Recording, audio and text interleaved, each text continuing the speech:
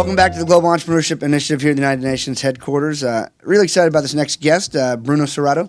He's a restaurateur, chef, philanthropist, and CNN hero. Sir Bruno Serato, who owns the acclaimed Anaheim White House in Anaheim, California, has earned international publicity and recognition for his humanitarian work with his nonprofit Caterina's Club.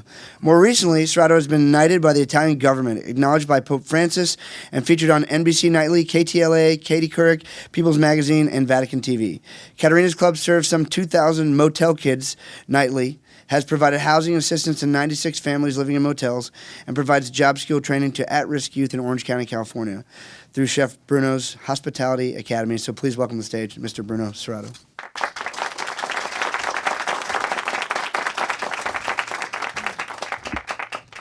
Buongiorno. 1980, I live in my country, Italy, to come to America. They tell me California is the sunshine state. I decided to come to California. It was a lot of sunshine. Supposed to be here a few months. 35 years later, I'm still here. And first thing I did, after a few weeks, I was in California. Been working since the age of 14. I applied for a job. I was 26 years old, and they told me, since you don't speak English, the first job you can get, it will be a dishwasher. I said, sure. I was just happy to work in this country. From dishwasher, I went to waiter, captain, kitchen, owned my own restaurant, 1987. In Anaheim, very few blocks from Disneyland, called Anaheim White House. That was the only way I could have been president of my own White House, was to buy my own. April 18, 2005, after so many years on my restaurant, serving star, president of the United States, and great client, something has changed my life. Mama Caterina came from Italy to spend the winter time with me. And we were having our lunch, our little espresso. We decided that afternoon to go to a Boys Girls Club of Anaheim. It was by 4 p.m., a Boys Girls Club. Director came to me to say, you know, Bruno, that 7-year-old boy eating potato chips, that will be his dinner tonight.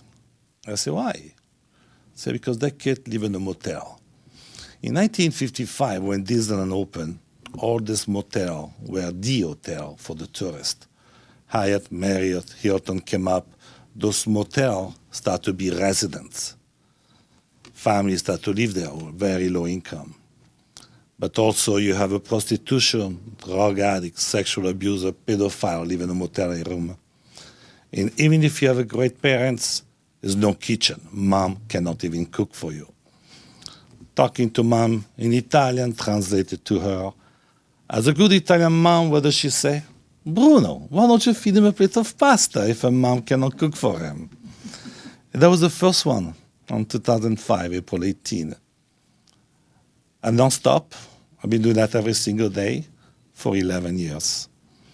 We are now up to 2,000 children a day.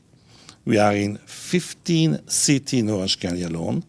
We have a 3-4 city also in Los Angeles County, which one is Long Beach.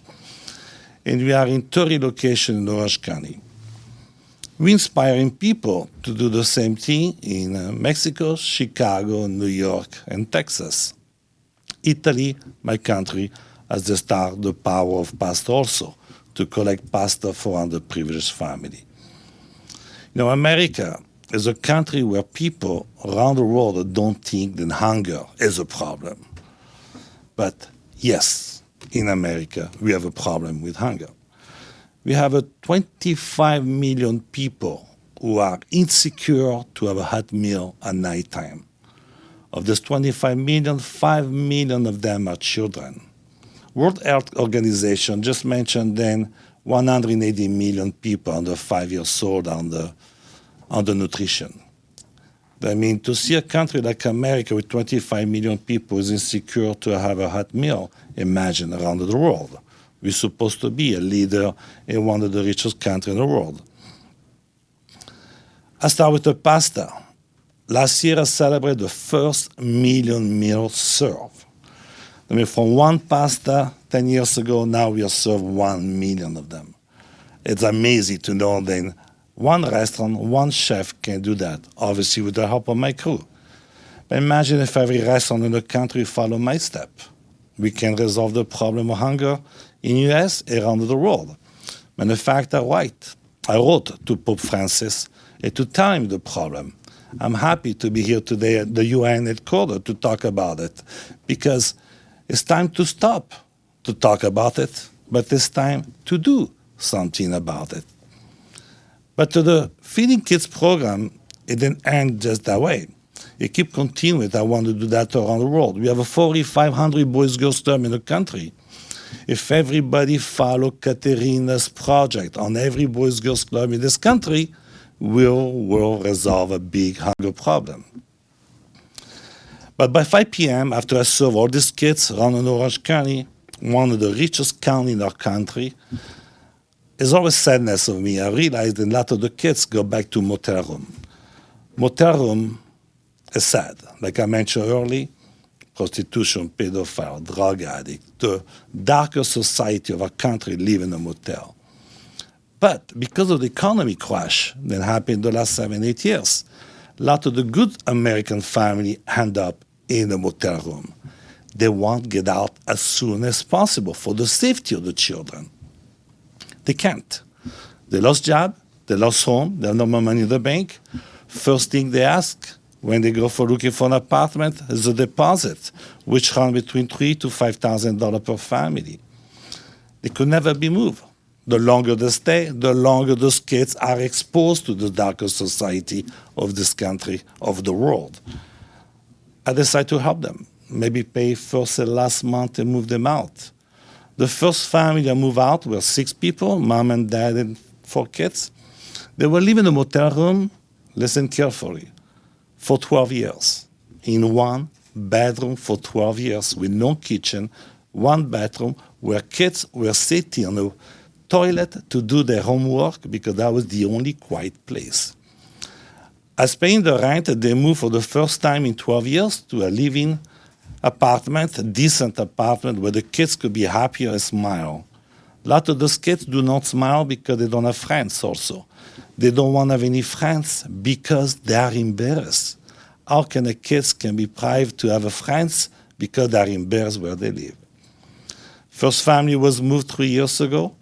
Today, we're proud to say we already moved 96 families, which account around 600 people in their own safety area. But the most beautiful part of it is just not to move, is when I get text messages from mom. Hi, Chef Bruno. My kid was the worst at school before I moved you out. You move us out. Today, get student of the month. Hi, Chef Bruno. Mentally, physically, psychology, my kids are a 10. We start to do something special also after we feed them. We give them the house. We decide to provide Bruno hospitality, to take a 12 weeks program to teach them how to find a job after they're teenager, because you need to leave the Boys Girls Club after you're a teenager. We give a 12 weeks program to teach her to be a busboy, a dishwasher, like I start myself. And when I tell my story, I was a dishwasher myself. Now I serve client, I have a restaurant, I serve President of the United States and other major movie star. You can do the same. After 12 weeks, from the beginning, they don't talk, they're very depressed, they are happy, they are confident, and they're looking for a job. Pasta is a very powerful tool.